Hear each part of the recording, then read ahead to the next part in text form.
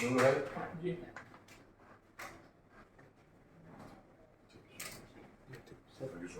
Sir ये C3 एक बार date बता दें। जो फर्स्ट आप C3 का डेट है विड्रॉल ऑफ कैंडिडेट के साथ 8 अप्रैल तक पहली बार आप लोग प्रकाशित करना है।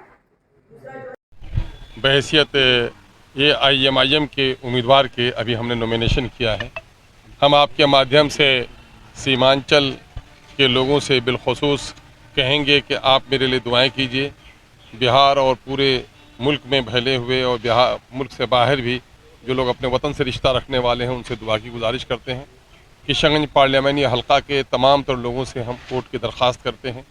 हमारी लड़ाई सीमांचल के पिछड़ेपन की है, हमारी लड़ाई किशनगंज को तरक्की देने की है, हमारी लड़ाई बिहार के मजलूम को आवाज़ देने की है, हमारी लड़ाई महरूम तबकात में जो मुस्लिम कम्युनिटी है उसकी अपनी क़यादत खड़ी करने की है। इसके लिए हम लगातार कोशिश कर रहे हैं।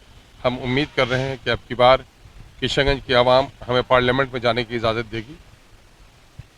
सर किन मुद्दों पर आप चुनाव लड़ने जा रहे हैं? क्या क्या मेरे मुद्दे साफ हैं। आज़ादी के बाद से लेकर इस वक्त तक तमाम तर दिल्ली और पटने के लोगों ने इस इलाके से वोट भी लिया है और टैक्स की शक्ल में नोट भी लिया है, लेकिन हमारे वोट से इसने सरकारें बनाई हैं और हमारे टैक्स के पैसे से इन लोगों ने दिल्ली और पटने को संवारा है। और सीमांचल आज भी गरीब रह गया है। जाति आधारित गणना की रिपोर्ट ये कहती है कि पूरे बिहार में सबसे ज़्यादा गरीब अगर कोई इलाका है तो वो सीमांचल का इलाका है, और उसमें भी पूरे बिहार में सबसे ज़्यादा अगर बुरी हालत है तो वो मुसलमानों की है। बिहार में कुल 13 करोड़ की आबादी में 20,50,000 सरकारी नौकरियां हैं।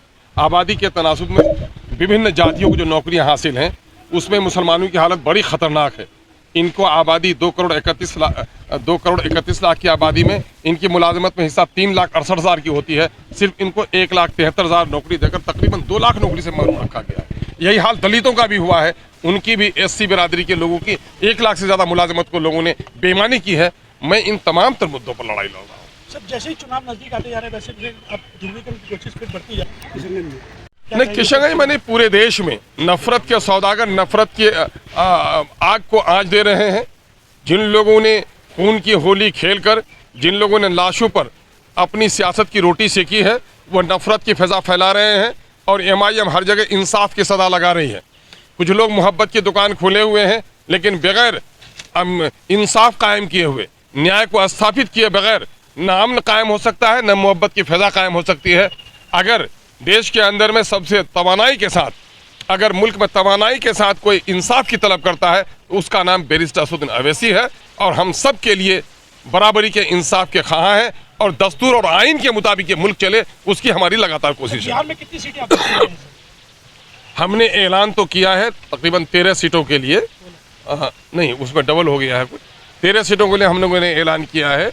और उसमें से कुछ सीटों को अभी हमारे जो हैदराबाद के हमारे जो ऑब्जर्वर्स आए हैं तो वो तय करेंगे कि हम लोग कितनी सीटों पर लड़ रहे हैं, और हम समझते हैं कि जितनी सीटों पर लड़ेंगे यकीनन है कि कामयाबी हासिल करने के लिए लड़ेंगे। आप किसको अपना टक्कर मार रहे हैं, जेडीएस को कि कांग्रेस को? देखिए, वो लोग अपने आपस में लड़ते रहें। मैं तो मौजूदा वक्त बिहार और दिल्ली के निज़ाम के ख़िलाफ़ लड़ रहा हूँ।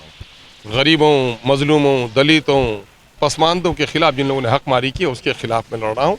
और मुझे जो एतमाद है इस वक्त, जो पूरी फ़िज़ा छन के आ रही है, नौजवानों के जोश और जज्बे हैं, बुज़ुर्गों की दुआएं हैं, माओं और बहनों का जो एतमाद है, मैं समझता हूँ कि अब की बार मेरी जीत इंशाअल्लाहुल अज़ीज़ यकीनी होनी चाहिए।